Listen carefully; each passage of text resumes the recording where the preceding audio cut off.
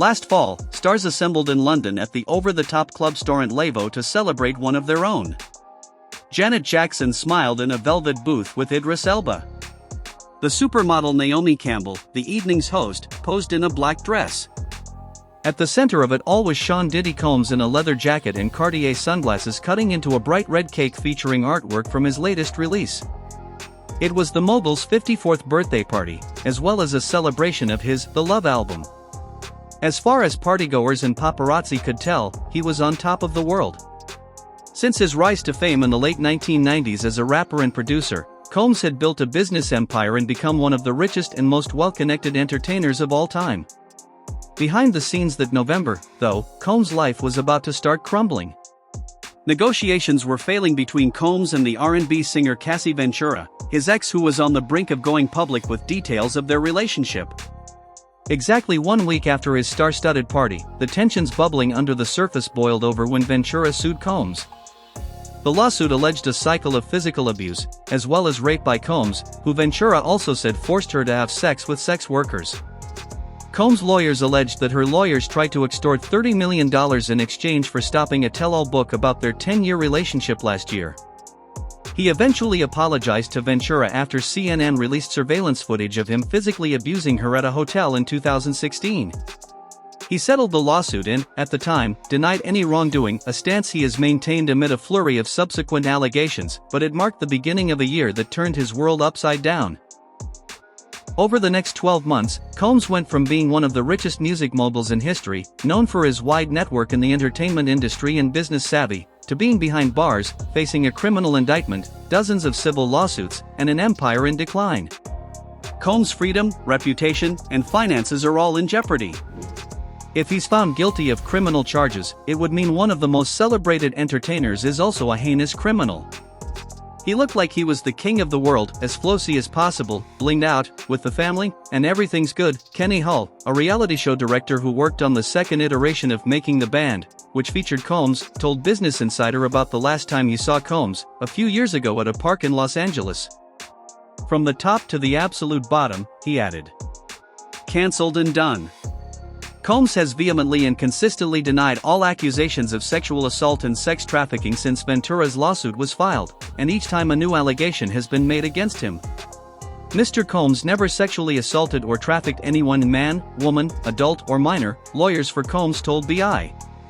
Combs celebrated his 55th birthday not at a Lux International club but at the notorious Brooklyn Metropolitan Detention Center, where, a person previously told BI, he was sharing a dormitory with the crypto fraudster Sam Bankman-Fried. Instead of flowing champagne or De Leon, a jailhouse dinner was served on Combs' November birthday, consisting of Salisbury steak or black-eyed peas, mashed potatoes, and green beans. There was no partying with A-listers, though he did receive a phone call from his kids. Combs has been in jail pre-trial since he was arrested in September, following a months-long investigation that led to a grand jury indictment on charges of racketeering, sex trafficking, and transportation to engage in prostitution for allegedly causing victims and paid sex workers to cross state lines. The Bad Boy Records founder faces anywhere from 15 years to life in prison on a federal indictment alleging that for decades, he used violence, threats, and drugs to coerce women into sexual performances, including at elaborately planned, days-long parties called freak-offs.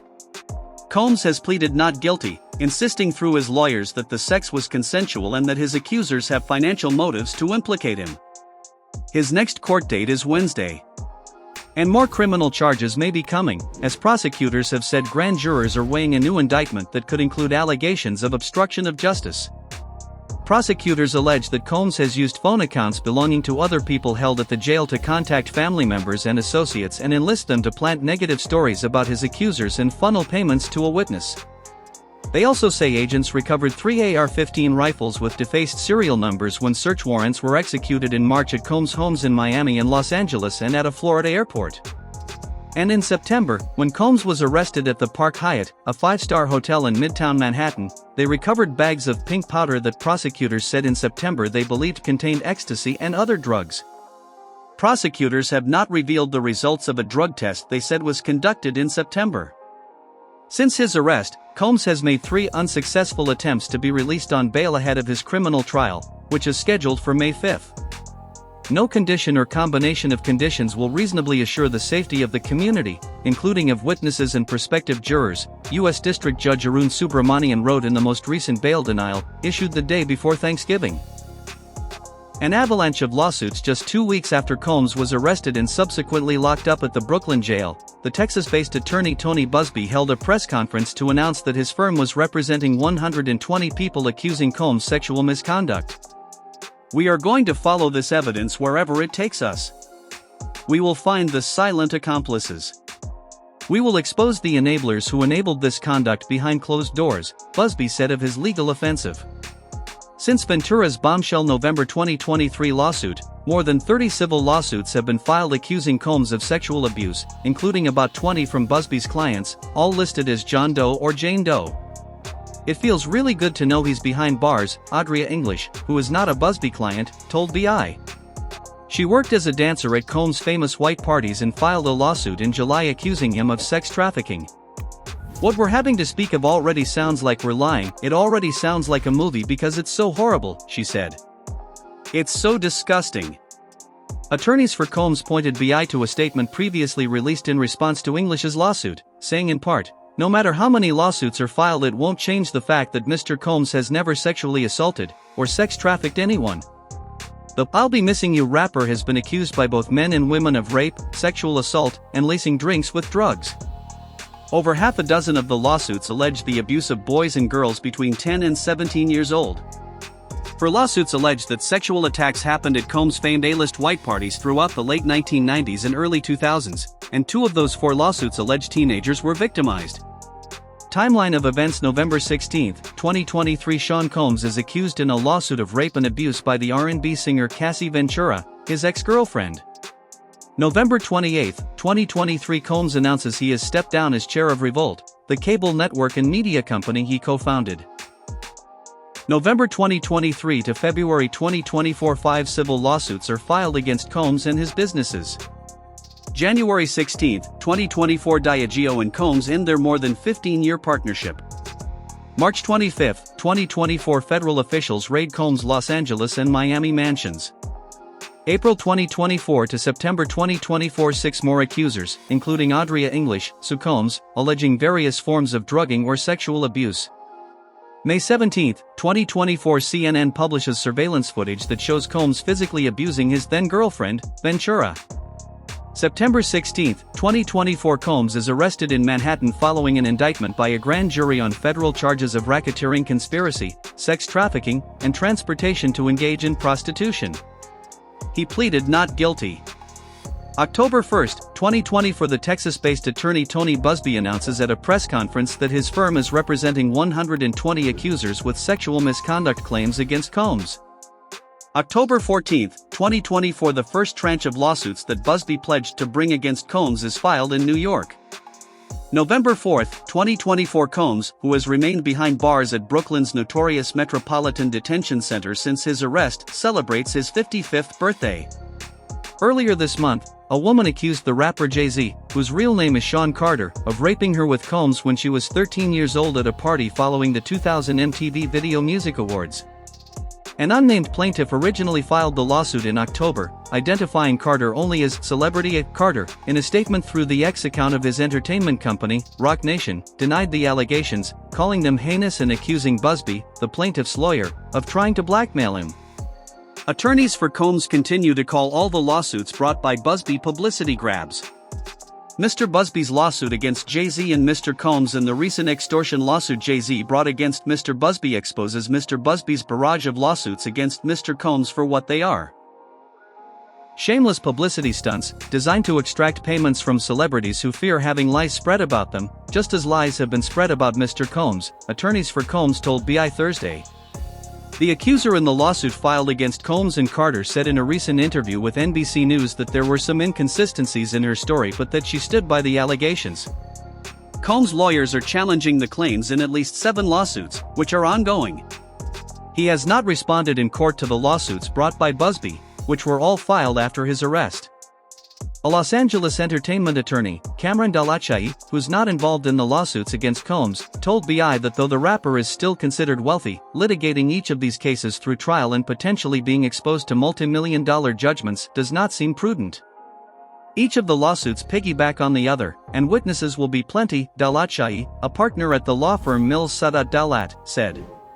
Dalachai said that lawsuits typically settle before trial and that he anticipated the same in Combs' case.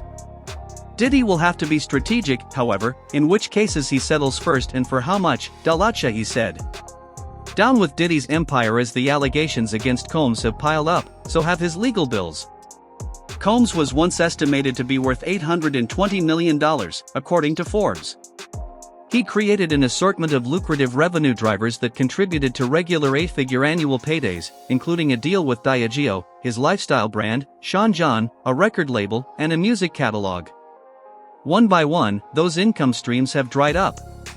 When the civil lawsuit started, Combs was already engaged in a legal back-and-forth with Diageo, his most bankable partner. Combs signed with the liquor giant in 2007, agreeing to be the face of Ciroc vodka in exchange for a cut of sales.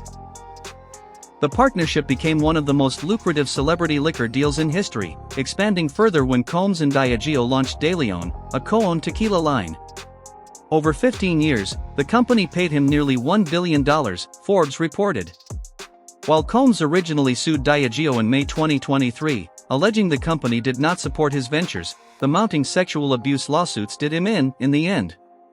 Mr. Combs is well aware that these lawsuits make it impossible for him to continue to be the face of anything, Diageo lawyers wrote in a letter to a judge in December 2023. By January, the matter was resolved. Combs received $200 million for his stake in DeLeon Tequila and not a penny for his longtime work with Ciroc. It's a similar story for his other ventures. Combs' lifestyle company, Sean John, had already slipped. In 2016, he sold a majority stake in the business, which at that point included fragrances and furnishings, to Global Brands Group for $70 million, Forbes reported. Just 5 years later, Global Brands Group filed for Chapter 11 bankruptcy protection, and Combs bought back the business for $7.55 million, just over 10% of what it was once worth. The clothing line's website has gone defunct, its Instagram scrapped, and it is no longer sold at Macy's, once the exclusive home of the brand's sportswear line and one of its last remaining retailers. The department store, which was accused by one of Busby's clients of covering up a 2008 sexual attack by Combs, did not comment on whether the removal of his Sean John line had to do with the compounding lawsuits. Macy's didn't respond to the allegations of covering up a sexual assault in court or to a request for comment about them from BI. The disintegration of Combs' entertainment businesses, though, was a direct reaction to his mounting legal problems. Soon after Ventura filed her lawsuit, Combs stepped down as chair of Revolt, the cable network and media company he co-founded. By June, he'd given UO his stake. A Hulu reality show that was supposed to follow Combs and his family was scrapped. Any chance of his being able to cash out and sell his music catalog is slim. There are so many lost opportunities, Clayton Durant, a professor who teaches music business at Long Island University's Roc Nation School, told BI in October. There is no way a brand is touching Diddy, probably forever. With no money making on the table, Combs has taken to trying to sell the assets he does have. Earlier this year, he listed his Los Angeles mansion in the Tony Holmby Hills for $61.5 million. His private jet, Love Air, is also listed for sale, and while he awaits a buyer, he's been renting it out. It's not clear how much use he will have for it anyway, at least in the near future. On the eve of Thanksgiving, Combs lost his third application to be freed on $50 million bail. Subramanian ordered that he remain held pending his May 5 trial, citing the rap mogul's history of violence and of contacting and threatening prospective witnesses. Diddy's been the ultimate puppet master for the last 30 years, and people wanted to say something, they'd been too afraid. English, the dancer who accused Combs in a lawsuit of sex trafficking, told BI. But now because of the raids, everybody's about to be exposed, regardless, so it's going to come out.